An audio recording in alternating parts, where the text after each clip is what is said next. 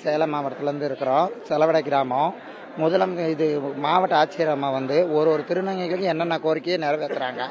இப்போ வந்துக்கிற மாவட்ட ஆட்சியர் நம்ம திருநங்கைகளுக்காக ரொம்ப நன்றி. திருநங்கைகளுக்காக ரொம்ப செய்கிறாங்க. ஒரு திருநங்கை அந்த கூட தேடி அவங்களுடைய கோரிக்கையை கேட்டு நிறைவேற்றுறாங்க. அந்த அம்மாவுக்கு மிக மிக ரொம்ப நன்றி. என் பேர் அனிதா. நான் சேலம் மாவட்டம் பால்பண்ணையில் வசிக்கிறேன். இன்று திருநங்கை தினத்தை முன்னிட்டு என்னுடைய கல்வி உதவித்தொகையை இந்த தமிழ்நாடு அரசு எனக்கு வழங்கியிருக்காங்க. இன்றைக்கி செலிப்ரேஷன் ரொம்ப ஹாப்பியாக போணுச்சு. என்னோட திங்கிங்கும் என்னுடைய கனவு லட்சியம் ஆகும் அப்படிங்கிற ஒரு நம்பிக்கை இருக்குது. இப்போ இன்னமும் முழுசாக 100% நம்புகிறேன்.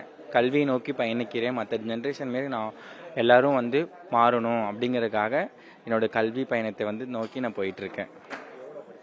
நான் பிஏ முடிச்சுட்டு பிஎட் முடிக்க போகிறேன். அடுத்து எம்ஏ போட்டிருக்கேன். 3வது டிகிரி போட்டிருக்கேன்.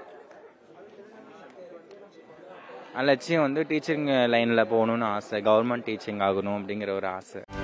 செய்திகளை உடனுக்குடனும் துல்லியமாகவும் தெரிந்து கொள்ள சப்ஸ்கிரைப் பண்ணுங்க.